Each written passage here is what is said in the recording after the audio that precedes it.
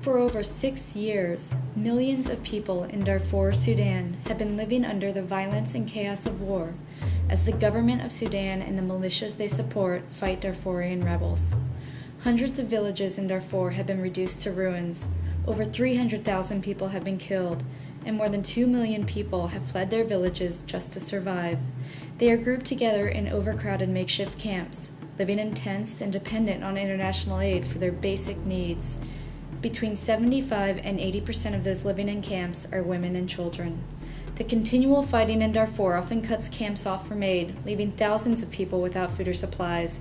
Most people live day to day, struggling to survive on very little. The lack of sufficient food, water, shelter, and services in the camps makes life difficult. But what makes life dangerous, even with the arrival of UNAMID, the UN peacekeeping force in Darfur, are the militia attacks on people just outside the camps. Women and girls are particularly vulnerable because they are the ones who have to leave their camps to find food, fuel, and water for their families in order to supplement their scarce rations. Sometimes they leave the camps in search of work to earn enough money for vital supplies such as medicine.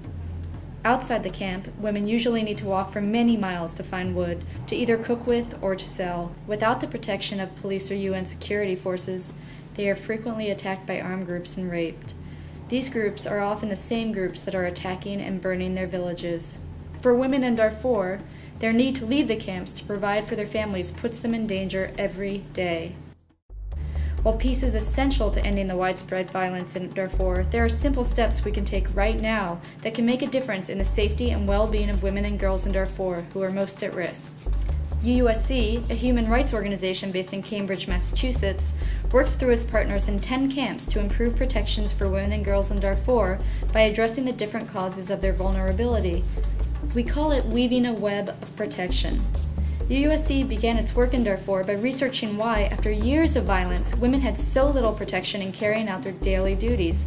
We found that the problem was complex and needed a combination of solutions if we wanted to improve things. Hence a web of protection. We found that women had little voice in camp affairs. All of the top leadership positions in camps were held by men, with women holding only the lowest level administrative positions. There was no venue for women to voice their problems and fears to camp leadership, and women had not been trained in how to raise their concerns. We also found that firewood patrols, where police and UN soldiers accompany women outside the camps, were sporadic, and communication was not always clear. Many times, there were no translators for the women and UN soldiers, who come from different parts of Africa. Most of the UN patrols were men, and women were often reluctant to approach them by themselves. After reflecting on these challenges, UUSC began to work with a consultant with 20 years of experience in these issues. Our consultant began by listening to women in these camps. In one camp, she helped to initiate a dialogue between women and the UN police force when women's safety concerns were not being heard. The Sudanese government had announced that the camp would be closed and that people should return to their villages, but the women knew it was not yet safe for them to return. After listening to the group, our consultant called on the UN police commander to meet with the women and hear their concerns. Afterwards, one young woman who was pregnant expressed her gratitude, saying our consultant was the first person to listen to them and that she was going to name her baby after her. Working with our consultant, UUSC has designed and implemented a strategy that addresses several overlapping causes of women's vulnerability. We do this by supporting women's centers, by training women on their rights so that they can work out solutions with camp leadership. We form firewood committees to coordinate with international security forces to send out bi-weekly protection patrols to accompany women who are gathering firewood. We provide training to camp leaders in gender-sensitive protection.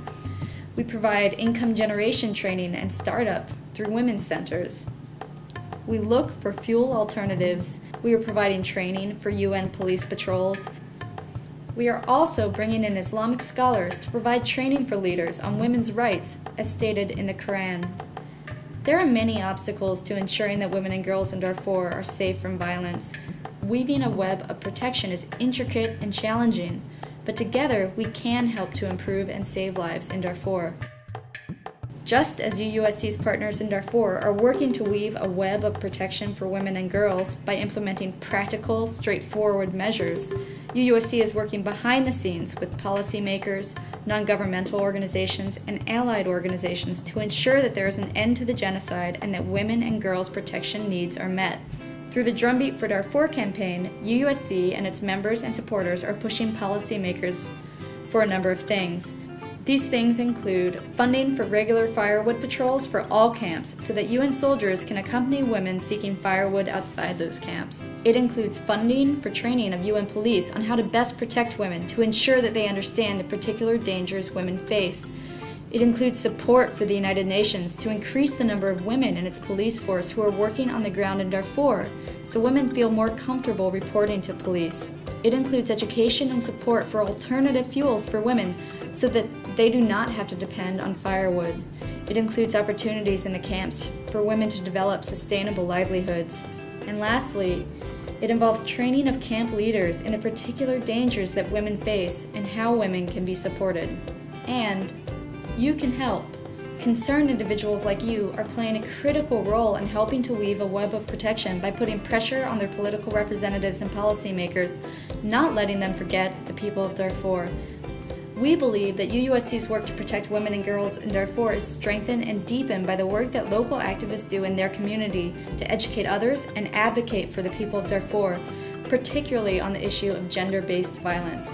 We need you to act, to educate, and to fundraise in alliance with us and our partners on the ground. We invite you to join UUSC's Drumbeat for Darfur campaign to press for the protection of civilians, in particular, improve protection strategies for women and girls.